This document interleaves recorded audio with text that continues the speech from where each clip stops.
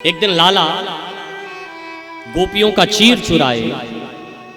इस कथा को कई बार आपने सुना होगा, इस चर्चा को कई बार आपने सुना है, क्योंकि आजकल तो भैया इस प्रसंग को, चीर का प्रसंग हुआ, रास का प्रसंग हुआ, तो कैसे सजा के बोले जाते हैं। गोपियां निर्वस्त्र थी, कृष्ण के सामने खड़ी थी, कन्हैया चुनरी लिए डाल पर बैठे थे। फिर सब गोपियां कृष्ण के सामने आई, ऐसा सुनते हैं। लेकिन ये चीर हरण का प्रसंग साधारण प्रसंग नहीं है, ये विद्वानों का प्रसंग है। कौन कहता है कन्हैया ने गोपियों का ये लौकिक चुनरी कपड़ा चुराया है? हा? कौन कहता है कि कृष्ण के सामने गोपियां इस लौकिक जगत से निर्वस्त्र थी? कौन कहता है? अरे कृष्ण है ईश्वर, और गोपी कौन है? गोपी का मतलब जानते हैं आप? गोपी कोई स्त्री प्रजाति में जन्म लेने से गोपी नहीं बन गया। ब्रज की गोपियों का लेवल जानते हैं आप? कल सुनेंगे आप गोपियों की चर्चा, प्रेम की चर्चा। प्रेम क्या है? प्रेम की परिभाषा क्या है? प्रेम का मतलब क्या है? प्रेम कहते किसे हैं? और गोपियों का कृष्ण का प्रेम कैसा है? पूरी भागवत उठा करके पढ़ लीजिए आप। कहीं भी गोपियों ने नहीं कहा कि कृष्ण आओ और मेरी काम वासना मिटाओ, कहीं भी नहीं कहा। गोपियां जब विह्वल हो जाती हैं, व्याकुल हो जाती हैं, और तब भी कृष्ण से क्या कहती हैं? मयि बम विभोर हति भवान गदितुम नृशंसम संत्यज्य सर्व विषया तव पाद मूलम। हम सारी विषय वासनाओं का त्याग करके आपके चरण कमलों में आएंगे। गोपियों के लिए जब कोई बात आती है किसी से, अरे वो तो गोपी बन गई। अरे गोपी बनना इतना आसान है? ब्रज की गोपियां कौन है जानते हो? देवता गोपी बन करके आए। बड़े बड़े साधक सिद्ध गोपी बन करके आए। और सबकी जाने दो भोले बाबा गोपी बन करके आए। हमको आपको कह दिया जाए कि थोड़ा सा भैया ठुमका लगा लो, तो हमको आपको शर्म आएगी कि दुनिया वाले क्या कहेंगे। लेकिन शिव से जरा सीखिए कि कृष्ण को प्राप्त करने के लिए यदि नर से नारी भी बनना पड़े तो कृष्ण, शिव ने स्वीकार कर लिया, ठीक है मैं गोपी बन जाऊंगा, लेकिन मुझे कोई मिला दे कृष्ण से, कोई मेरे इष्ट से मिला दे। और हमको आपको शर्म आती है। गोपी का मतलब क्या है जानते हैं आप? गोपी किसे कहते हैं बताए आपको? गोभी ही इंद्रियई ही पिबत कृष्ण रसम यासा गोपी।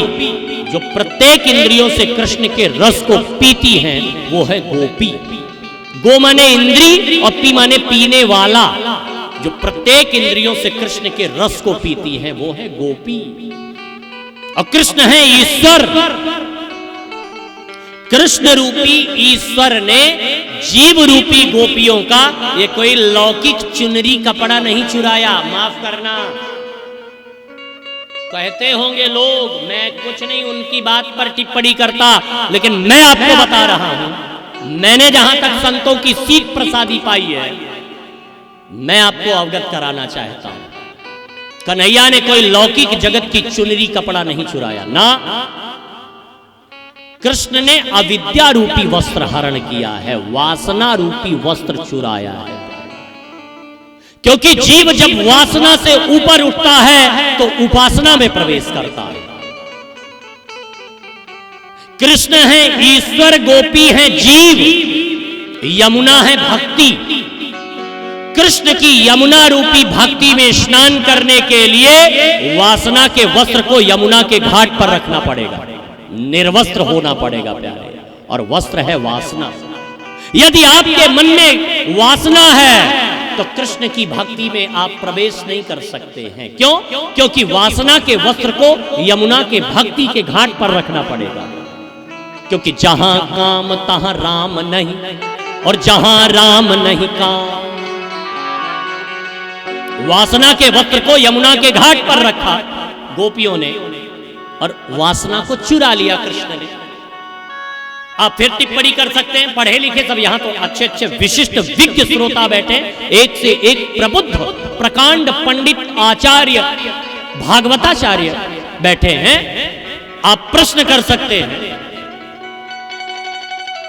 कि महाराज आपने एक बात बताई कि भगवान वासना का वस्त्र चुराए, और फिर आप एक बात और बताइए। बोले क्या? मैंने ये भी सुना है कि भगवान ने वस्त्र चुराया और फिर वापस किया। तो चुराने का मतलब क्या निकला? तो किसी ने कितना प्यारा संकेत बताया।